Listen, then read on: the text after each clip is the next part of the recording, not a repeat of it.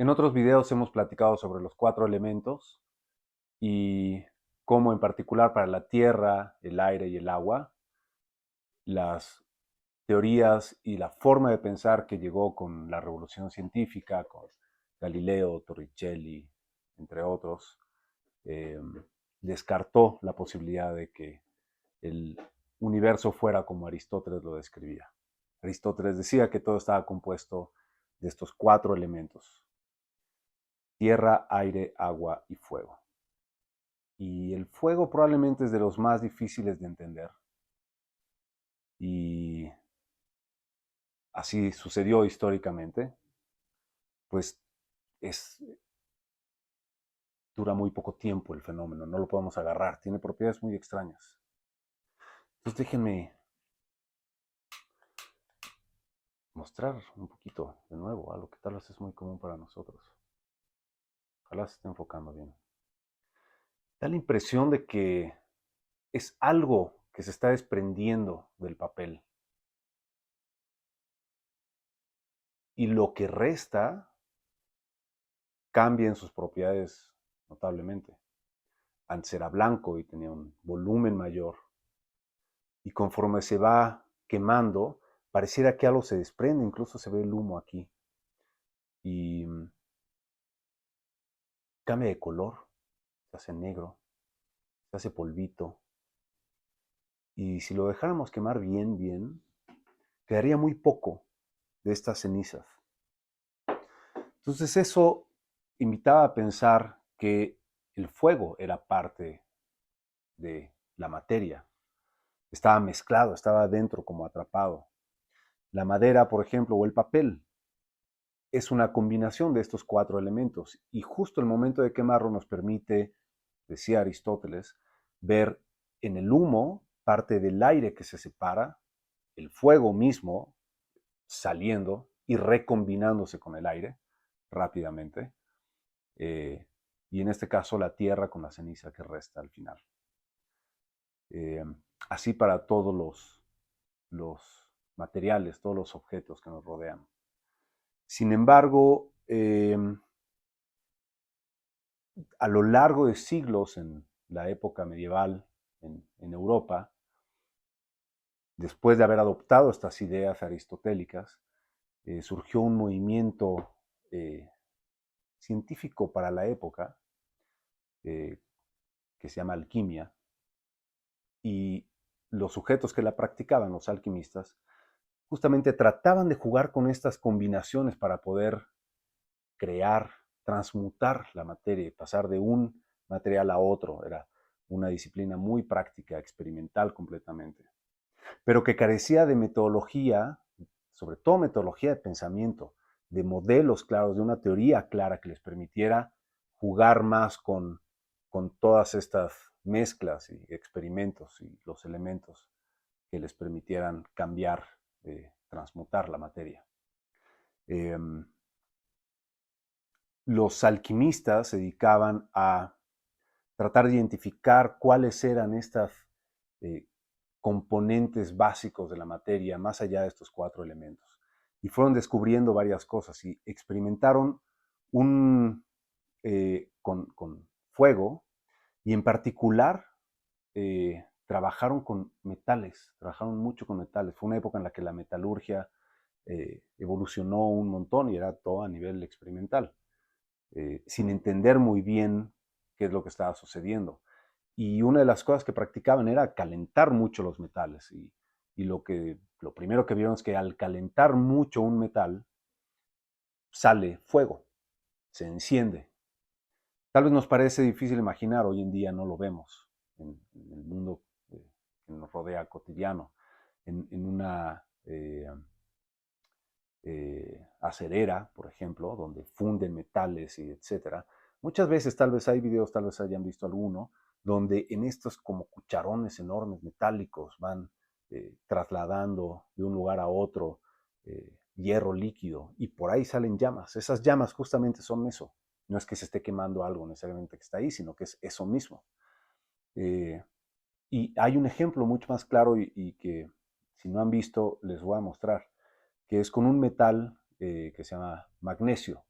El magnesio, que hay unas tiritas que uno puede encender y emiten un montón de luz y se quema. Y me gustaría mostrarles para que vieran un poco cómo es que hay este cambio y cómo son el tipo de experimentos y experiencias que realizaban uh, en aquella época. Les voy a enseñar. Tenemos aquí en este alambrito un poco de magnesio. A ver si se enfoca bien. Este acá es el magnesio. Lo voy a colgar de este alambrito de hierro y lo vamos a prender.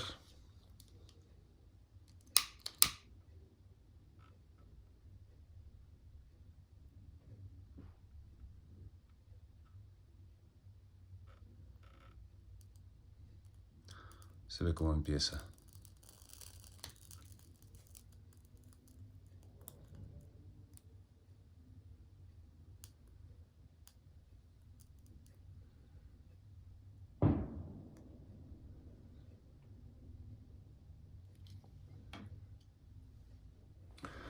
Ahora lo que podemos ver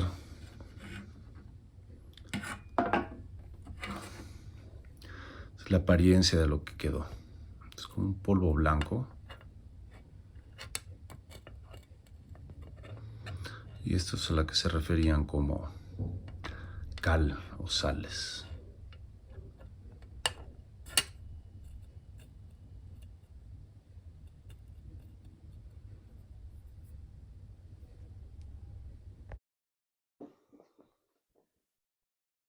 Lo que vimos es cómo puede quemarse un metal y cómo cambia, ¿no?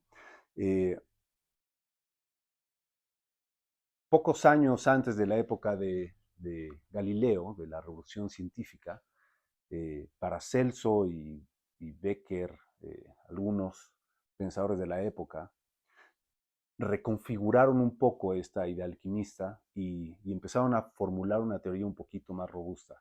Y en el caso de los metales, se permitía, eh, les era fácil, como les fue fácil construir una teoría que explicara un poquito cómo generar nuevas aleaciones, mezclas de metales. Ellos justo lo que pensaban es, todo metal está constituido por tres constituyentes básicos: mercurio, azufre y sal o cal. Eh, no son lo que hoy conocemos como sal, azufre y mercurio, no es el elemento mercurio que conocemos, sino era más bien como una especie de principio filosófico que tenía esas características. Entonces, la proporción de de estos tres materiales que tuviera cada metal le daba sus propiedades. Entonces, como todos los metales tenían estas tres, si yo mezclaba o combinaba, fundiendo y mezclando metales distintos, obtenía proporciones distintas, y lo que buscaban ellos era justamente la posibilidad de transmutar, por ejemplo, plomo en un metal más noble como el oro. En principio les daba una propuesta para experimentar y para trabajar con estas mezclas y para poder crear nuevos metales. Hoy sabemos que son aleaciones, en realidad no son metales nuevos, no son elementos nuevos. Posteriormente, ya después de Galileo, George Stahl, un alemán, trabaja ya con un pensamiento más científico y trata de construir un modelo que pueda explicar esto bien. No le gustaba mucho la idea de Paracelso y de Becker, entonces lo reformuló de una manera distinta. Y parte del modelo, de una manera muy simplificada, era, por ejemplo, tengo un metal como el magnesio que vimos hace un rato, y lo caliento mucho en el aire, y después de eso se quema, y el producto es fuego y la sal que vimos al final. Entonces el metal está constituido por esas dos cosas, y lo que estamos haciendo es nada más facilitar esa separación. Para que se lleve a cabo esa separación, él hablaba de algo mecánico, y propiedad mecánica que permitía esta separación la daba el aire. De igual forma, si yo tenía azufre y lo quemaba, entonces daba un ácido más fuego también. Y al fuego, en vez de llamarle fuego, habló de una sustancia a la que bautizó como flogisto. Entonces, por eso se llama la teoría del flogisto. Esta teoría, un poco más compleja que esto, permitía explicar un montón de observaciones y de fenómenos. Esto fue adoptada por un montón de científicos y de los primeros químicos de la época. Sin embargo, algunos ponían en duda este modelo. Entre ellos estaba un químico muy importante, un francés, Lavoisier de apellido, que tenía algunas dudas muy particulares. Y, digamos, él hizo algunos experimentos, él era, tenía recursos, se hizo un muy buen laboratorio y era especialista en hacer instrumentos de medición. En particular hizo balanzas para medir la masa de sistemas, de objetos. Y eran muy, pero muy precisas. Incluso muy precisas para nuestra fecha. Eran aparatos muy finos. Y una de las cosas que identificó es que si uno tiene un sistema cerrado, como si yo tuviera una cápsula de vidrio cerrada y sellada, no importa qué proceso se dé en el interior, puede ser combustión, puede ser cualquier proceso, es decir, si nada escapa o entra a esa cápsula de vidrio, la masa siempre permanece igual. Y de ahí sale el principio de conservación de la masa y eso permitió explicar un montón de cosas. Por ejemplo, una cosa que se sabía era el polvito blanco, este que vimos cuando quemamos el metal, tiene una masa mayor que el magnesio original. Resulta extraño, no pasa con esto, ¿no? Si yo mido aquí la masa del papel antes o después, es menor. En cambio, con el metal es mayor. Entonces, si estudiáramos el modelo de Stahl, pareciera que aplica muy bien un pedazo de madera. Se separa algo y entonces queda menos acá, menos masa. Por lo tanto, a la hora de medirlo, pesa menos. Sin embargo, con un metal no pasaba lo mismo. Y eso lo dejaron ir, como que parecía que no les importaba. La gente que seguía las ideas de Descartes pensaba que la masa en realidad no era tan relevante como el volumen.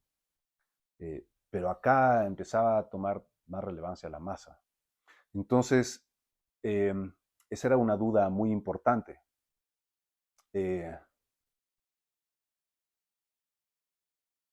Midiendo la masa, entonces también podía medir la masa de los gases. Y él lo que también identificó es que, tomando algunas observaciones, como por ejemplo, no puede haber combustión sin aire, no puede haber combustión en el vacío.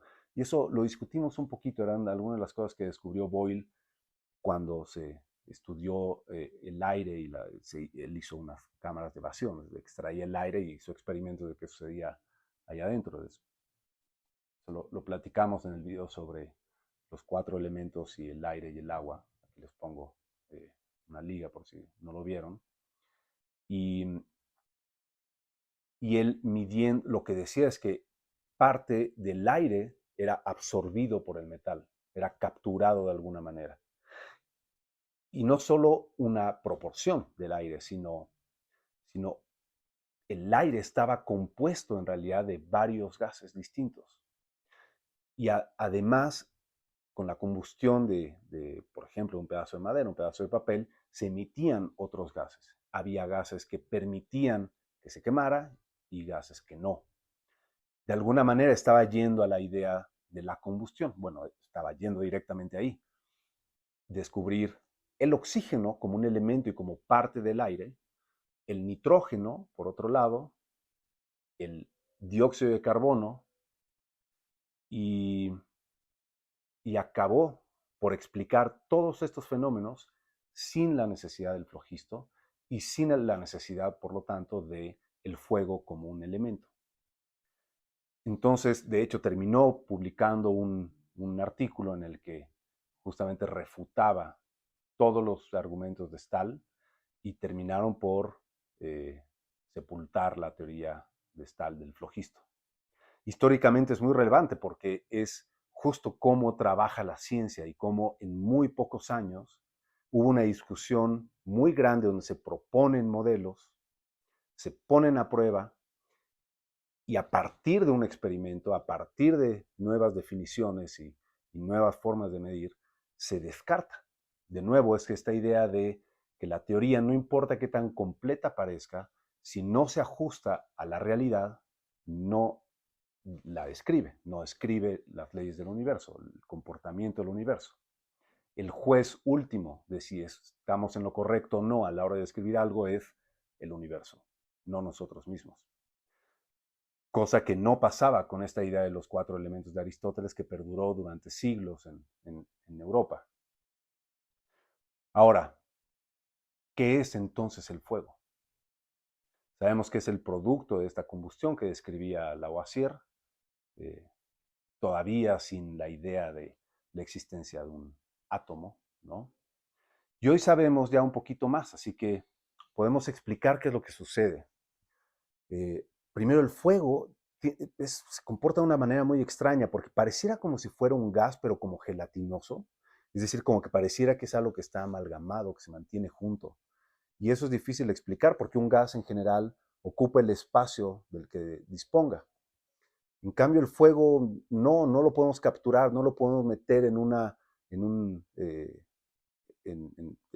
vaso y taparlo y que esté ahí el fuego. Es algo efímero, pareciera. Entonces, bueno, ¿qué es? Sabemos que es el producto de una reacción química que llamamos combustión, en la que básicamente eh, chocan moléculas de oxígeno con moléculas, digamos, de carbono.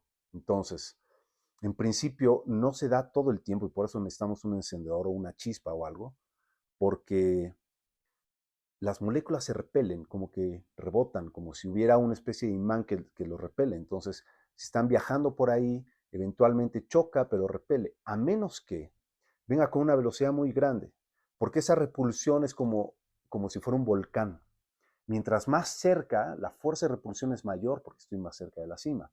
Pero llega un momento en el que si yo logro acercarme más, paso y me acerco al núcleo del volcán. Entonces, eh, cuando la velocidad del oxígeno es suficientemente grande, logra entrar, generar la reacción química, romper la molécula de carbono, se rompe la molécula de oxígeno y se unen de una manera distinta. Y ese proceso libera un montón de energía que básicamente se manifiesta en la expulsión de las partículas con una velocidad enorme, calor. Entonces, aumenta la temperatura, eso aumenta la velocidad de todas las moléculas involucradas, salen volando, eventualmente le pegan a otro oxígeno que sale volando muy rápido y le pega a otro carbono que produce más energía y el proceso se repite innumerables veces y se va liberando y ese proceso es la combustión.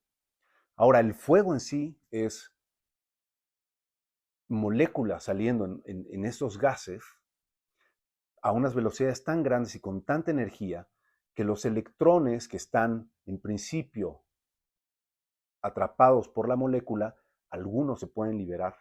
Y cuando se liberan, la molécula queda con una carga neta positiva, el electrón tiene una negativa, y si lo multiplicamos eso por un montón, es como si estuvieran las moléculas con carga positiva y con una especie de mar de electrones, que como se atraen, lo mantiene junto todo.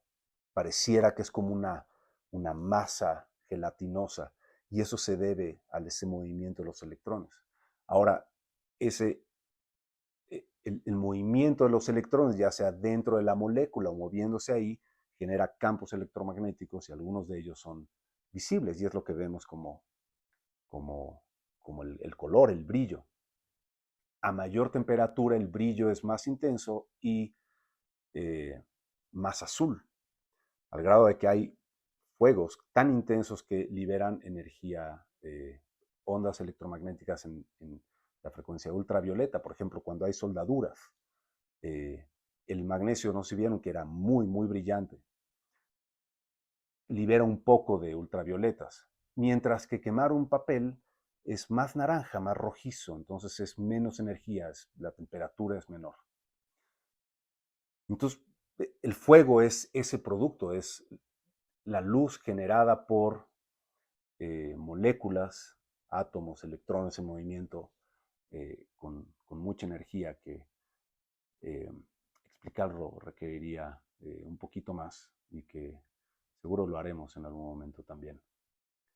Eh, entonces hablamos ya en estos videos de cómo esta teoría de los cuatro elementos, esta idea aristotélica de cómo funciona el mundo físico, en realidad era producto de un montón de preconcepciones por lo que nos rodea, que no es que no tengan sentido, pues es un poco lo que nos invita a pensar la experiencia diaria, pero que al observarlo de una manera más sistemática, al utilizar algo de matemáticas, eh, modelación de una situación, ¿no? Generar una teoría distinta, poner la prueba experimentalmente, ir corrigiendo en función de lo que me va diciendo mi observación y ser totalmente autocrítico, eh, entender este principio, sobre todo muy de Galileo, de no pensar en que todo tiene que ver con todo, sino empezar a eliminar variables que no tienen que ver en mi experimento. Y eso fue muy claro con su observación sobre la caída libre de los cuerpos.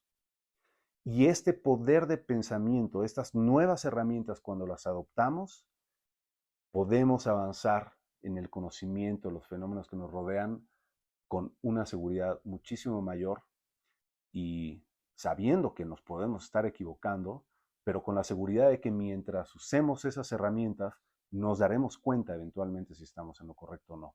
Y tenemos que estar preparados para ir adaptando todo lo que pensamos. En particular, esto se puede observar muy bien en la evolución de los modelos atómicos, tema que pronto platicaremos por aquí también. Eh, bueno, les dejo los otros videos por si no los han visto y saludos. Hasta luego.